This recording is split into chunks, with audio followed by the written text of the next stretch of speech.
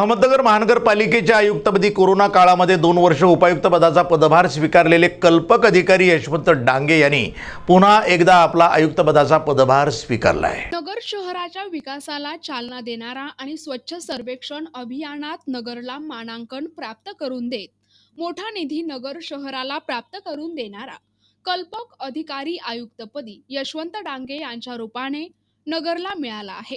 नगर शहराच्या विकासाला खीळ बसवणाऱ्या ब्लॅकमेलर्स, माहिती अधिकार कार्यकर्ते, राजकीय पोळी भाजणारे नेते यांना डांगे यांनी नेहमीच बाहेरचा रस्ता दाखवला। कोरोना काळात 2 वर्ष ते अहमदनगर महानगरपालिकेचे उपायुक्त होते। या काळात त्यांनी अनेक लोकोपयोगी कामे केली।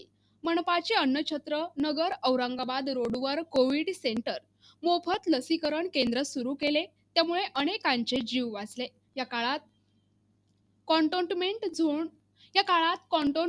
झोन याची काटेकोर अंमलबजावणी यांनी केली असून अमरधाम बरोबरच सावेडी येथील तातडीची अंत्यविधीची सोय देखील त्यांनी उपलब्ध करून दिली। त्यामुळे या काळातील अंत्यविधीची मोठी गैरसोय टळली।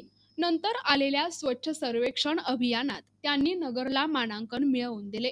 त्यामुळे बक्षीस रूपाने नगरला मोठा निधी आणि योजना मिळाल्या असून या निधीतून नगर शहरातील अनेक सौंदर्यीकरणाचे कामे पूर्ण होऊन विकास कामे मार्गी लागली आहेत।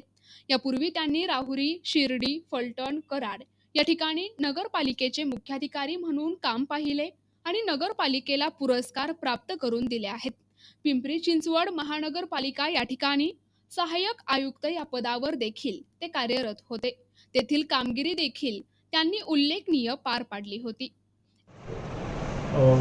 माझे निश्चितपणे या शहराला प्रगतीपथावर नेण्यासाठी सदैव प्रयत्नशील राहील।